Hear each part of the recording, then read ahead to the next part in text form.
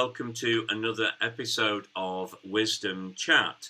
My name's Phil Holdsworth of Aurum Gold, and my guest today is the wonderful Jan Sky from the organisation Brain Potential. Jan is a neuropsychotherapist that works in the area of leadership powered by neuroscience.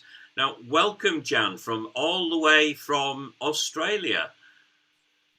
Thank you, Phil. It's very good to be here. Thanks.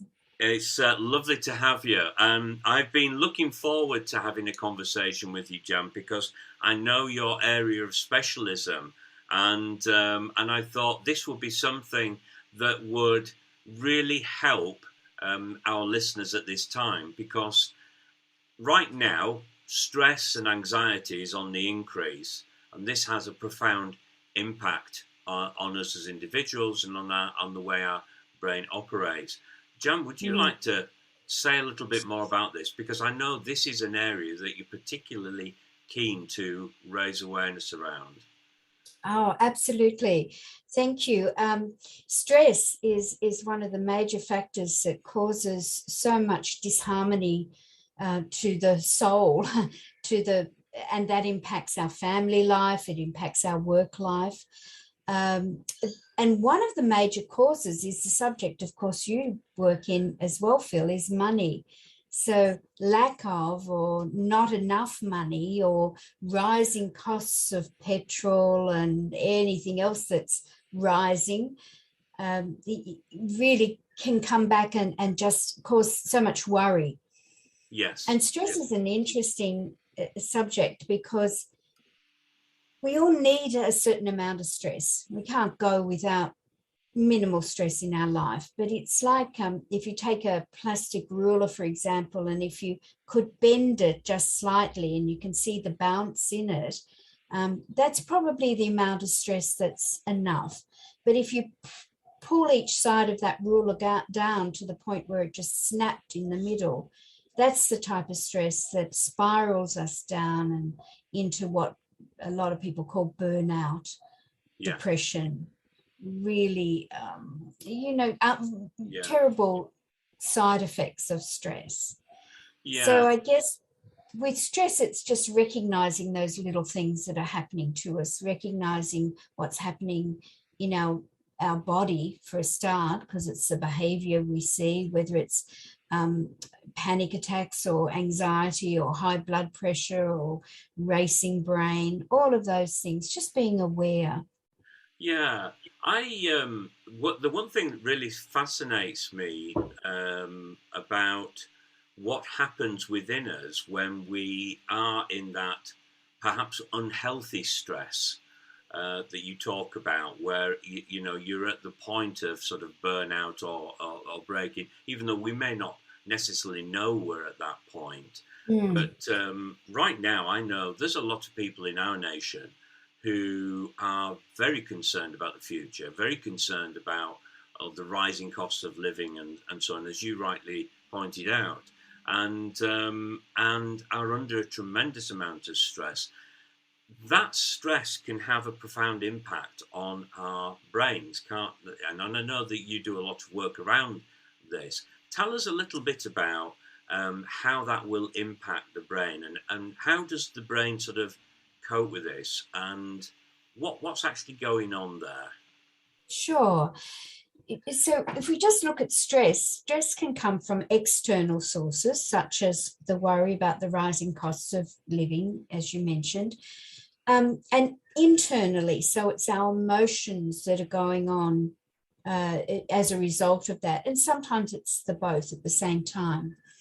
So I'm going to use my hand, and I'll talk you through this to demonstrate the brain. So if you take your hand and you just open it up, put your thumb across the palm of your hand and fold those four fingers over. And if you just bend your wrist slightly, there we have the brain. So the brain develops from the base up and the inside out. So round about your wrist area, just above where a watch would sit, That's the brain stem, the primitive brain that some people talk about. Yes. We just lift those four fingers for the moment. The thumb represents the limbic area, which is the emotional part of the brain. And then the four fingers over the top, that's what we call the prefrontal cortex. So the part that sits in behind your forehead and goes back down behind your eyes. Yeah. There's two sides to that, although we need both. The one is more logic thinking, whereas the other is more creative thinking. But creativity needs logic, and logic needs creativity. So we don't want to think of them too separately anyway. Is that So, a bit like sort of problem solving? So the ability yes, to do that's right. both helps you then problem solve. Correct. Yeah. Yes.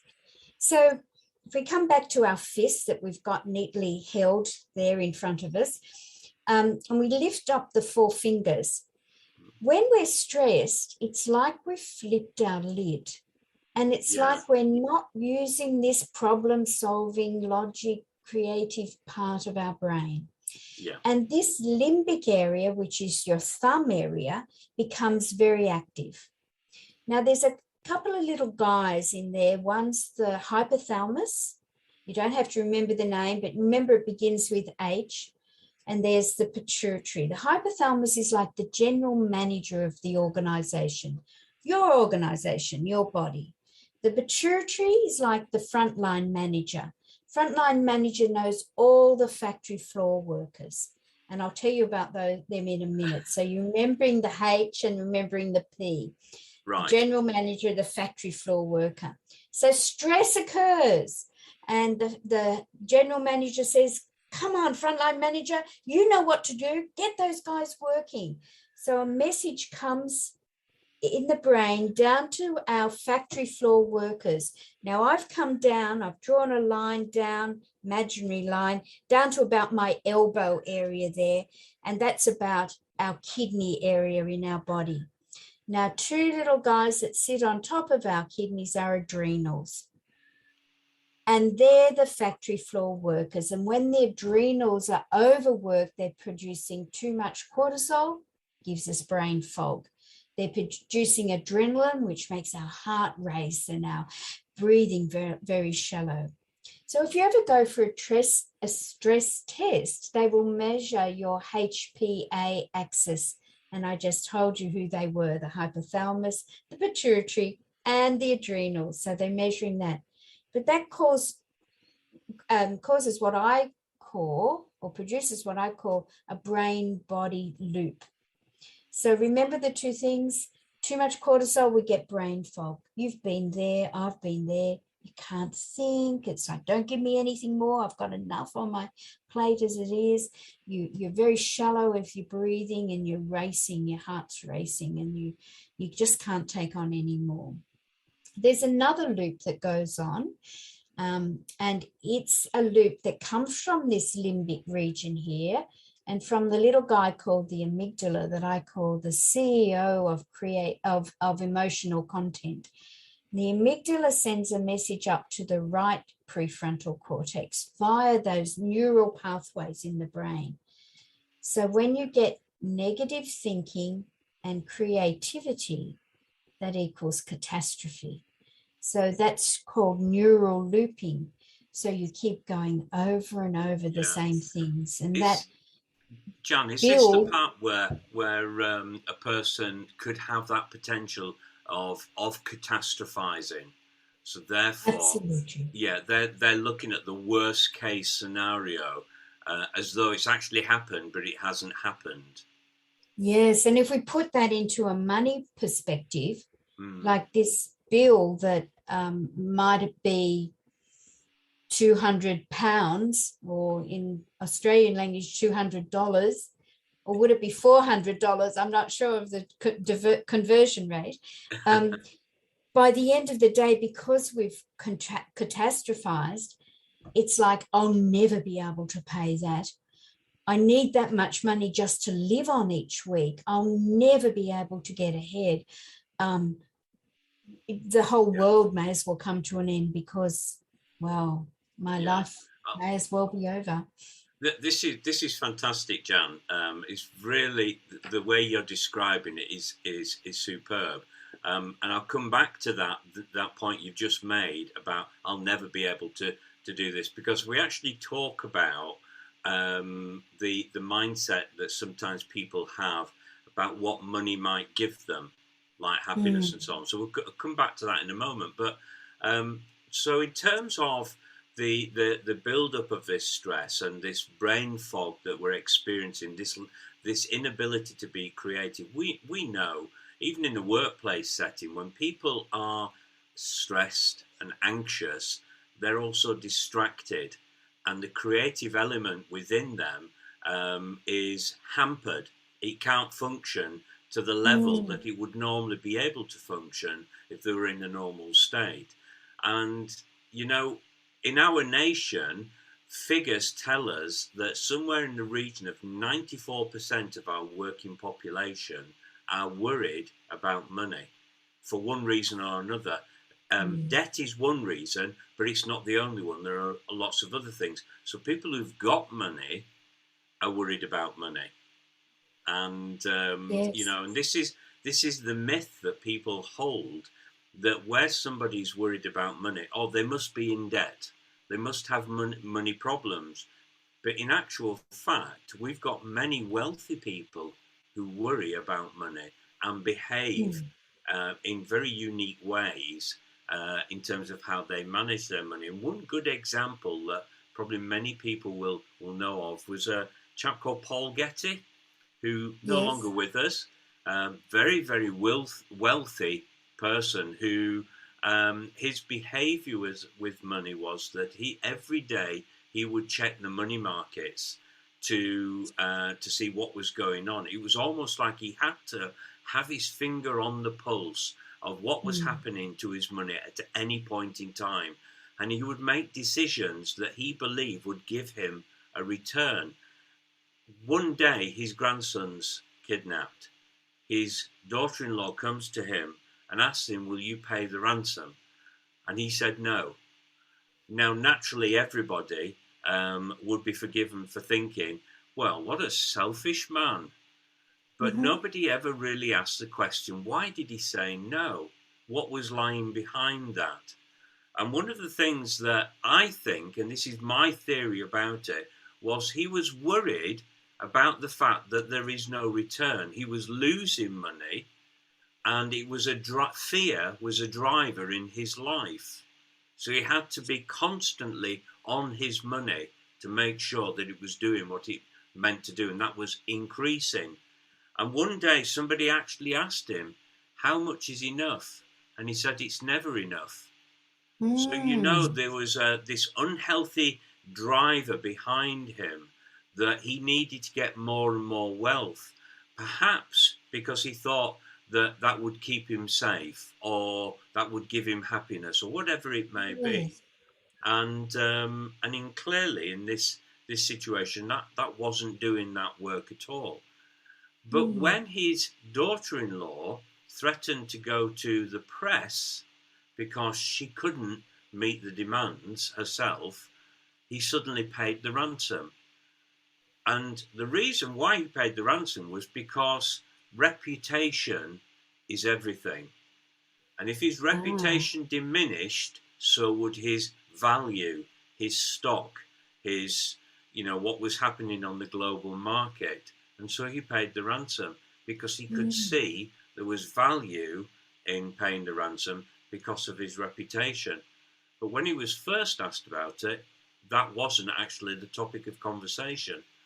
So it's an interesting one to see that behaviour of somebody who's got money and yet worries about it, as opposed to somebody who is struggling right now with the rising cost of living, is struggling to find, where do I get the money to pay these bills and stay on top of the bills, and who you could rightly say this is a very worrying time for them, very stressful time for them. We can understand that part, but we can't understand why somebody wealthy would also have those kind of worries, but for different reasons. So, and I just thought, I find that fascinating then, how the brain operates and the signals it tells itself or tells the body in terms of how to operate.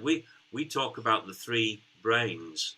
The brain that operates the mind itself, the brain that operates the cardiovascular system, and the brain that operates the digestive system.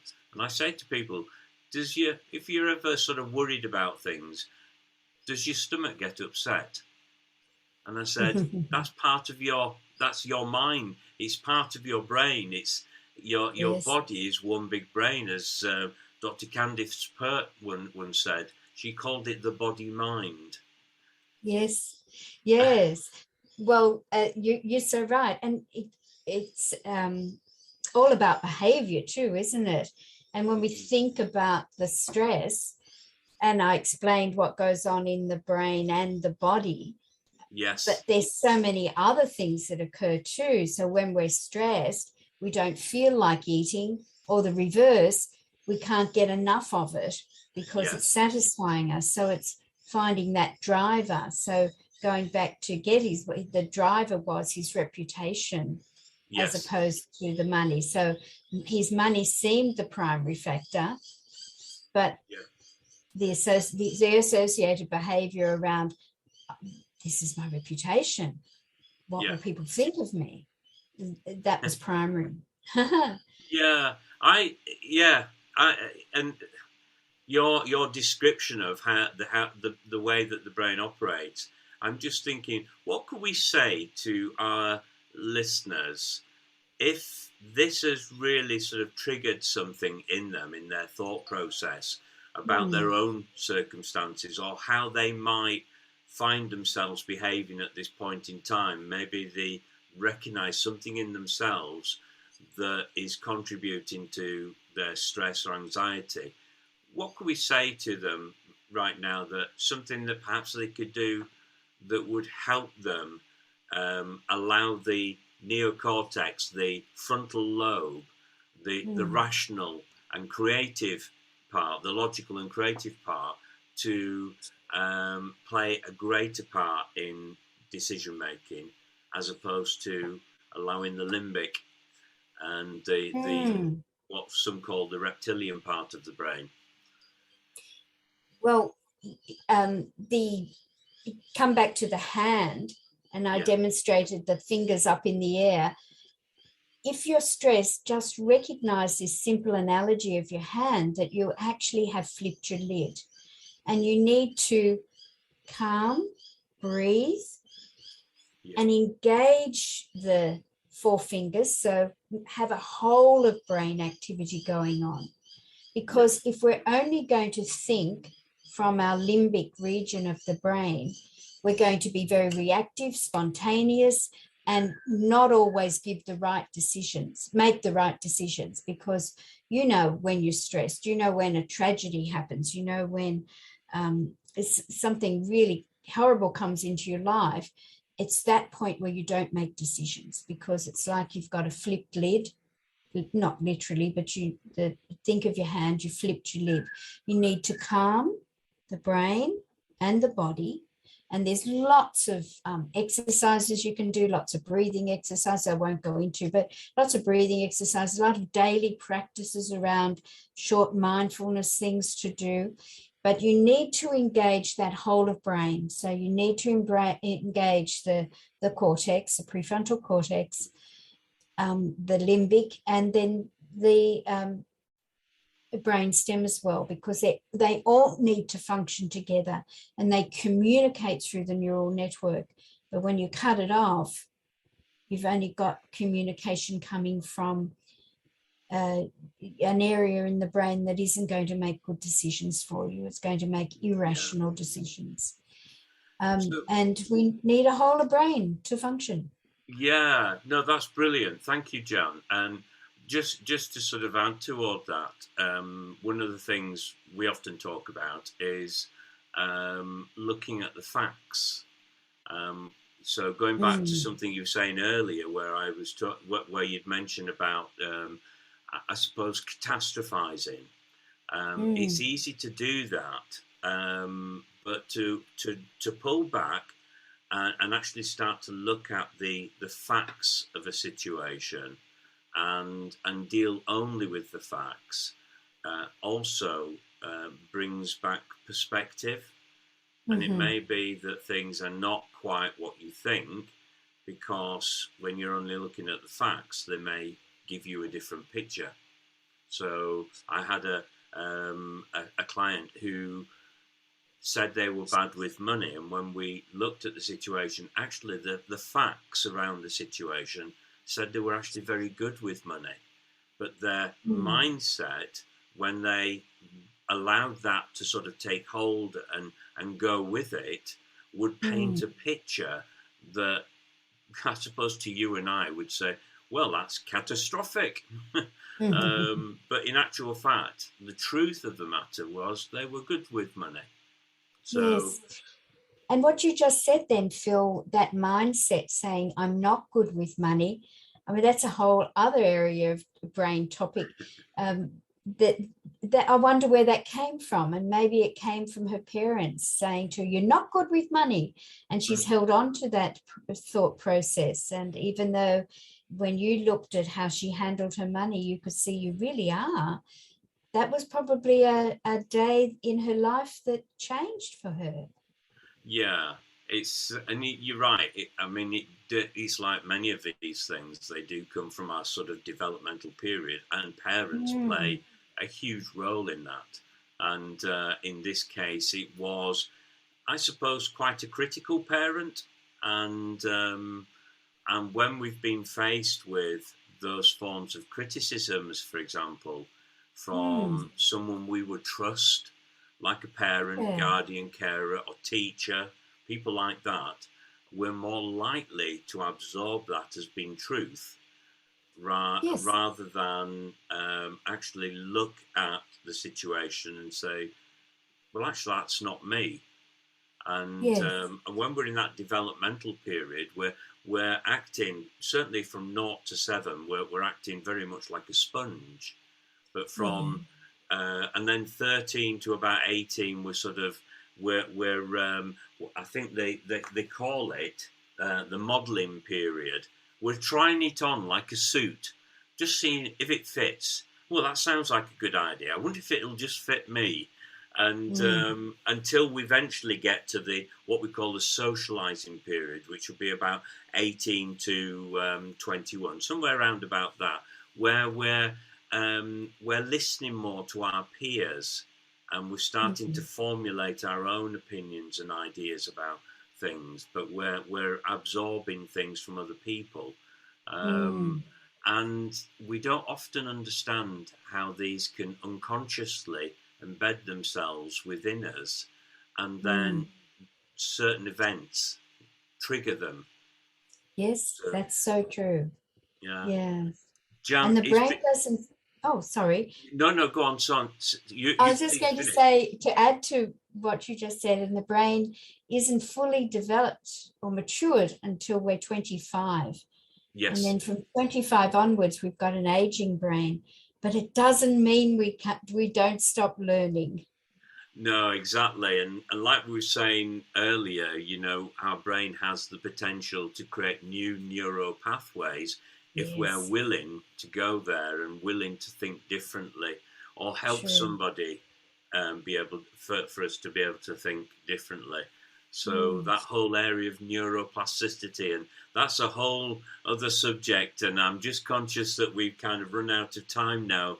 But Jan, Yes, it's been wonderful talking to you. I love what you do with brain potential.